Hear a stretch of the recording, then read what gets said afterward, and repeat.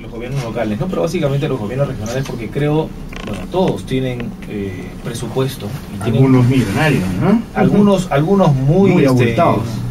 Y algunos muy pobres, ¿no? Realmente, porque hay de todo, ¿no? Sobre todo los que tienen, en fin, el canon y todo.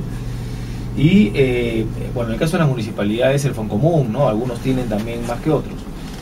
Y uno tiene más ingresos. Entonces, lo ideal, creo, en toda gestión es buscar la transparencia, ¿no? Por ello, la ley orgánica de gobiernos regionales les obliga a realizar 2 audiencias al año, 2 audiencias públicas en las cuales deben de rendir cuentas, ¿no? Lo que se ha hecho pues en ese periodo. Lo curioso es que les obligan, pero tampoco los sancionan si no lo hacen, ¿no? Es un poco... Pues, una contradicción. Es una contrariedad. En fin, nos acompaña hoy Mónica Callirgos, que es jefa del programa de descentralización y buen gobierno. La Defensoría del Pueblo, en un análisis a 22 regiones, ha encontrado que 16 hicieron 2 audiencias como debe ser y 6 hicieron solamente una. ¿Qué tal, Mónica? Bienvenida. Buenas tardes. Buenas tardes. Para comenzar, ¿por qué solamente 22 y no 25, que son los gobiernos regionales? No, la supervisión la hicimos a los 25 gobiernos regionales, ¿no? Lo que hemos advertido es que 22 han realizado al menos una audiencia. Hay 16 que han realizado las 2 audiencias y hay otro grupo que ha realizado solo una audiencia. La diferencia, que serían 3. No. Hay 16 que han realizado 2 audiencias, hay 6 que han realizado una audiencia y hay 3 que no han realizado ninguna audiencia. 3 que no han realizado ninguna audiencia. ¿Y qué gobiernos son los que no han realizado ninguna audiencia? Los gobiernos regionales de La Libertad, Pasco y Piura. Pasco y Piura. ¿Cuál es el rol de la Defensoría del Pueblo, además de advertir eso? ¿Y qué es lo que recomienda también la Defensoría del Pueblo? Porque me imagino que esto va en contra de... la transparencia de una gestión, ¿no? Lo que se busca obviamente también es que la población esté al tanto de lo que está pasando en sus regiones, porque es finalmente el dinero del Estado y es el dinero de todos. Efectivamente, la Defensoría del Pueblo, en el marco de sus atribuciones, tiene como una línea prioritaria la promoción del principio de la transparencia en la gestión pública. Y es en esa línea que nosotros realizamos una supervisión a las audiencias públicas de rendición de cuentas de los gobiernos regionales y locales, por considerarlo un mecanismo de transparencia, pero también de vigilancia y control social, ¿no? Porque la rendición de cuentas tiene una doble dimensión. Por un lado, obliga a las autoridades a informar sobre la gestión, los avances, los logros, las dificultades y el uso de los recursos públicos para lograr los objetivos institucionales, pero por otro también es el derecho de la población de contar con información para ejercer la vigilancia ciudadana. De saber, ¿no? Claro. Exacto. Entonces, esta doble dimensión es la que hace que la rendición de cuentas sea un mecanismo muy importante para legitimar a las autoridades. Porque esta parte de rendición de cuentas en la audiencia pública es parte de la norma, pero todos los gobiernos tienen el deber, eso sí, por ley, de hacerlo ante la Contraloría. Exacto, o sea, en todo el marco normativo establece como un principio de la gestión pública la rendición de cuentas.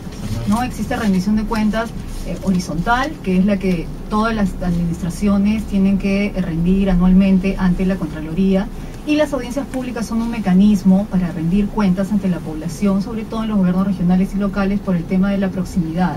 Porque la rendición de cuentas debería convertirse en un espacio de diálogo e interacción entre ciudadanos y gobernantes, ¿no? Es fortalecer esa relación de diálogo y consensos entre gobernantes y población. Es decir, no solo la autoridad les dice, miren, he hecho esto, he gastado en esto, sino la población también le puede decir, oye, esto no lo necesitábamos o necesitamos tales o cuales cosas. Exacto. Nosotros recomendamos, por ejemplo, que la audiencia de rendición de cuentas o el informe de rendición de cuentas se realice en base al Plan de Desarrollo Regional Concertado. Porque en este establecen las metas, ¿no? Y los objetivos a mediano y largo plazo en sectores prioritarios como salud, educación, vivienda. Entonces la cuestión es ordenar el informe en base a estas metas, para ir informando de cómo voy llegando yo a cumplir estas metas que he puesto en mi plan. ¿Y ese plan, Mónica, se presenta cada año o es un plan de los 4 años? No, el plan es un plan de planificación, es un documento de planificación que tienen todos los gobiernos regionales y los locales también. Es el Plan de Desarrollo Regional Concertado. Es ¿Lo elabora la Asociación de Gobiernos Regionales? No, cada gobierno regional lo elabora, pero tiene que ser de manera manera concertada con las municipalidades, ¿no? Y también con la población. Claro, claro. Entonces ahí se ve. Entonces es un poco el que guía toda la gestión, ¿no? Por eso es que debería ser, digamos, un marco, ¿no? Un marco para que tú puedas, porque ¿qué pasa en las audiencias de rendición? Lo que nosotros observamos es que por lo general es un recuento de cifras, obras, ¿no? Y no están desarticuladas. Habría que articularlas hacia los objetivos, ¿no? Para que la gente sepa cuánto estoy avanzando en salud, en educación, en vivienda, qué dificultades tengo, ¿no? Y de esa manera la autoridad también tenga mayor legitimidad en la toma de decisiones. ¿Y cómo va la situación de estas audiencias públicas de rendición de cuentas en el plano provincial? Bueno, a nivel provincial, la Ley Orgánica de Municipalidades no exige que se cumplan con realizar audiencias públicas, ¿no? Sí, rendición de cuentas, pero no mediante audiencias públicas. Sin embargo, nosotros hemos visto que los resultados son diversos, pero hay 6 municipalidades provinciales que sí han rendido cuentas sobre la gestión 2011, hay otros 6 que sí han rendido sobre el 2012, e inclusive hay dos municipalidades, la de Piura y Moyobamba, que realizaron 2 audiencias públicas de rendición de cuentas para dar cuenta de la gestión 2012. La municipalidad provincial, ¿no? Qué curioso, provincial. Y el gobierno regional no lo hizo, ni una sola audiencia. ¿No? ¿Cómo ves, Mónica, en ese sentido el proceso de regionalización? Bueno, el proceso de descentralización empezó ya el año pasado, se cumplieron 10 años desde que se inició este proceso. Han habido algunos avances, pero también hay muchas tareas pendientes. La primera parte nos está diciendo, lo que se hizo en el gobierno de Alejandro Toledo. Bueno, empezó, claro, con el gobierno de Alejandro Toledo, ¿no? Entonces se ha ido avanzando, ya tenemos gobiernos regionales a los que prácticamente se les han transferido todas las funciones. Sin embargo, hay varios temas pendientes. Está la ley de descentralización fiscal, está todavía poner en funcionamiento el Consejo de Coordinación Intergubernamental y está todo el tema de la conformación de regiones, ¿no? Porque ahorita tenemos un proceso de descentralización que se basa en gobiernos regionales, que son jurisdicciones departamentales. Claro, jurisdicciones que están sobrepuestas sobre la base departamental. Las alcaldías provinciales, digamos así, ¿no? Sobre el departamento. Que abarcan lo mismo. Que abarcan lo mismo. Y es posible, en el gobierno de Alejandro Toledo se hizo una consulta popular justamente para ver uniones de regiones. ¿Es posible pensar en macroregiones ahora, que haya la voluntad de ceder poderes de algunas regiones para unirse entre ellas?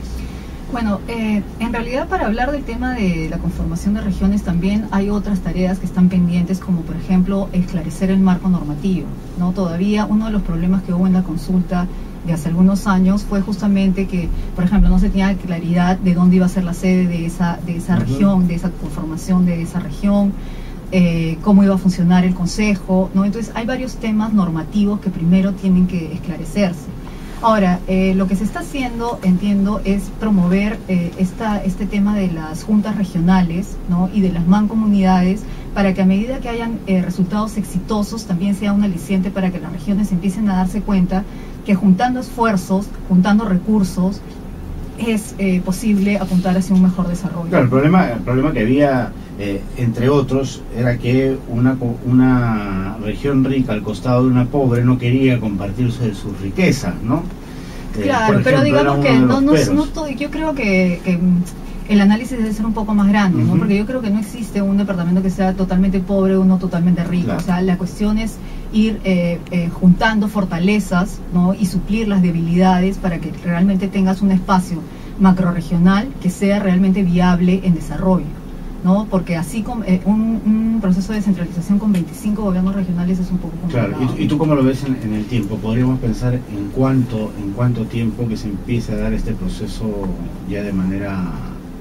Bueno, lo que nosotros vemos es que todavía, digamos, no se está avanzando mucho ahora en el proceso de descentralización, ¿no? El escenario que tenemos ahora es el que teníamos ¿no? No hay muchos avances, ¿no? Entonces creo que hay una tarea pendiente por parte del gobierno actual para impulsar este proceso de descentralización. Hay muchas críticas hacia los gobiernos regionales, pero no hay un análisis integral que realmente fortalezca este proceso de descentralización. O sea, tenemos que suplir las deficiencias que se han dado, por ejemplo, en la transferencia de funciones. Se dieron funciones, pero no necesariamente acompañadas de los recursos económicos y presupuestales y de recursos humanos necesarios para tener un servicio de calidad. Claro, no se ha vencido el centralismo, ¿no? Exacto. Entonces es necesario hacer una evaluación integral del proceso de centralización y dar medidas que fortalezcan, ¿no? O sea, creo que las críticas son buenas, pero también hay que tomar medidas que nos ayuden a superarlas y a seguir adelante. De ambas vías, además, ¿no? Exacto. De los 16, y esto es importante, ¿no? De los 16 gobiernos regionales que realizaron 2 audiencias, ¿no?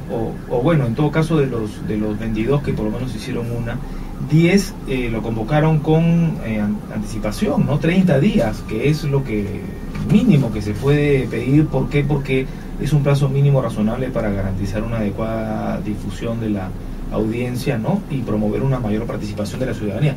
Ese debería ser el objetivo. Además entiendo que el documento se haga con un lenguaje sencillo, no tan complicado, ¿no? Claro, y técnico, el tema de las audiencias públicas en realidad no está regulado, ¿no? O sea, en el marco normativo vigente no está regulado. Entonces, ¿qué pasa? Que cada gobierno regional y municipalidad tiene que aprobar su propio reglamento, su propia regulación, y establecer algunos mínimos que la Defensoría ha propuesto para realizar esta audiencia, ¿no? Y entre ellas está justamente el tema de la convocatoria.